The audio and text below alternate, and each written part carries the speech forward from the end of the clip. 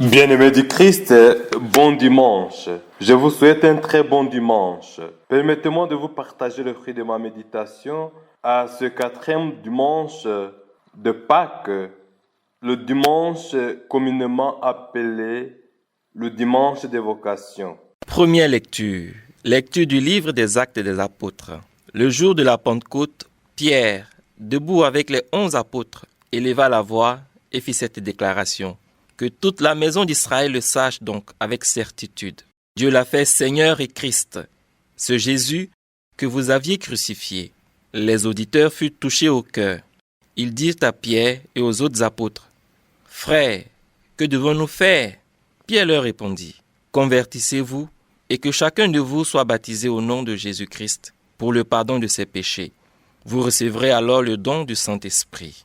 Car la promesse est pour vous, pour vos enfants et pour tous ceux qui sont loin, aussi nombreux que le Seigneur notre Dieu les appellera. » Par bien d'autres paroles encore, Pierre les adjurait et les exhortait en disant, « Détournez-vous de cette génération tortueuse et vous serez sauvés. » Alors, ceux qui avaient accueilli la parole de Pierre furent baptisés.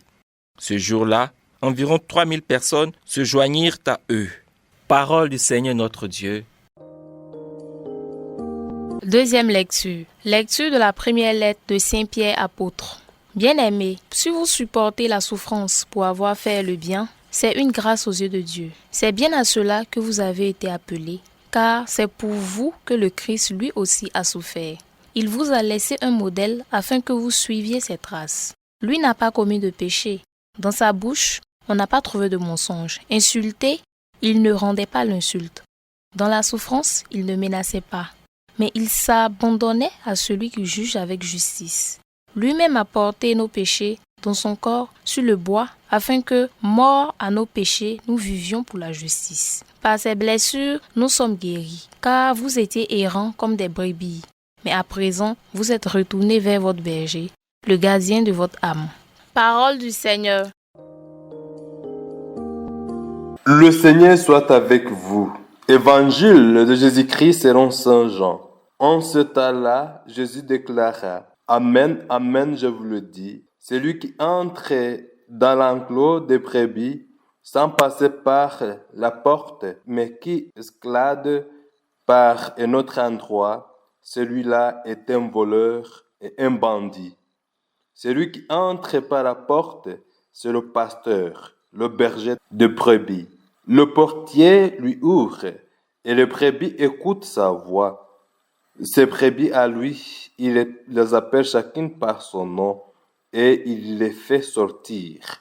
Quand il a poussé dehors toutes les siennes, il marche à leur tête et les brebis le suivent, car elles connaissent sa voix. Jamais elles ne suivront un étranger, mais elles s'enfuiront loin de lui, car elles ne connaissent pas la voix des étrangers. Jésus employa cette image pour s'adresser aux pharisiens, mais eux ne comprirent pas de quoi il leur parlait. C'est pourquoi Jésus reprit la parole. Amen, Amen, je vous le dis. Moi, je suis la porte des brebis. Tous ceux qui sont venus avant moi sont des voleurs et des bandits, mais les brebis ne les ont pas écoutés. Moi, je suis la porte. Si quelqu'un entre en passant par moi, il sera sauvé. Il pourra entrer et il pourra sortir et trouver un pâturage. Le voleur ne vient que pour voler, égorger et faire périr. Moi, je suis venu pour que les brebis aient la vie en abondance. Acclamons la parole de Dieu. Un berger rentre le soir avec ses brebis. Il se met devant elles et le suivent.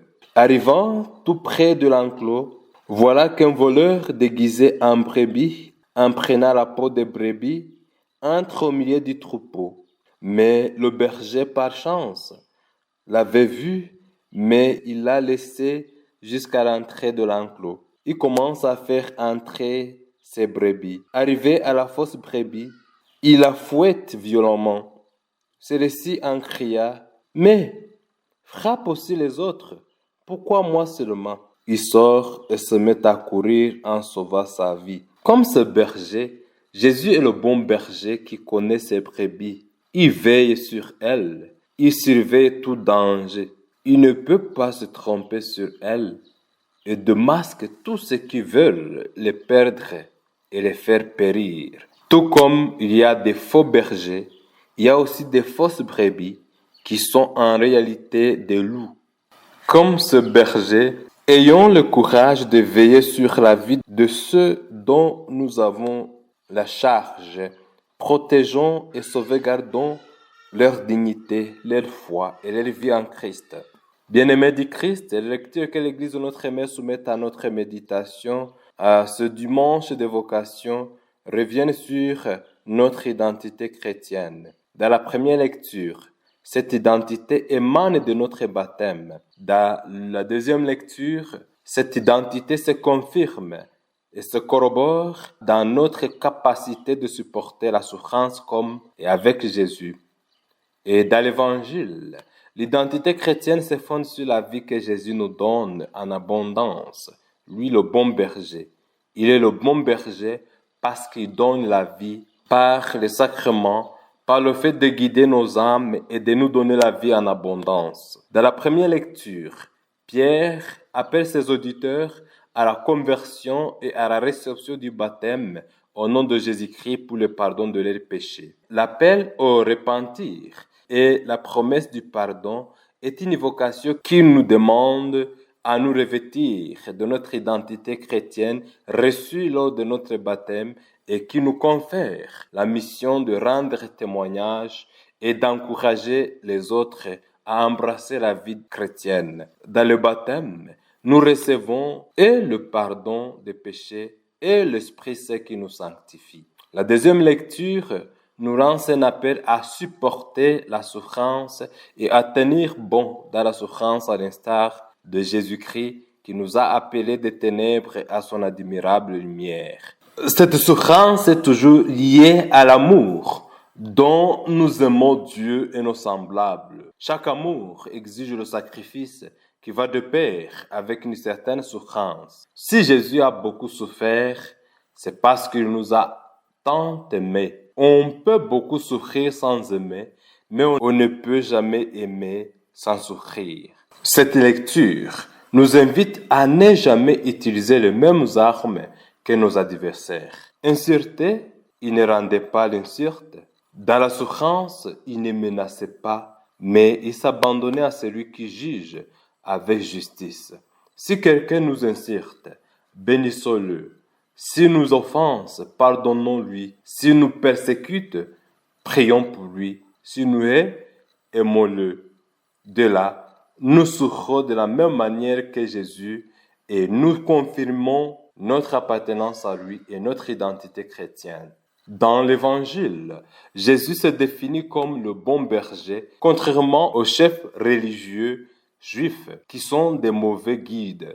Jésus guide, protège et prend soin, tandis que eux dispersent, perdent et volent. Jésus est le bon berger qui donne la vie en abondance, prêt à mourir pour les siens. Notre vocation est d'être gardiens de nos frères et sœurs qui protègent leur vie chrétienne, qui les guident vers Jésus, qui prennent soin d'eux, qui sauvegardent leur dignité et leur réputation. Autrement, nous serons comme des Caïns qui demandent s'il est gardien de son frère. Notre vocation à nous tous, en tant que chrétiens, est de servir le Seigneur en servant nos frères et sœurs, tout en imitant Jésus qui est venu, non pour être servi, mais pour servir et donner sa vie pour nous. Demandons à Dieu, à ce dimanche de vocation, de nous donner la grâce de vivre notre vocation chrétienne.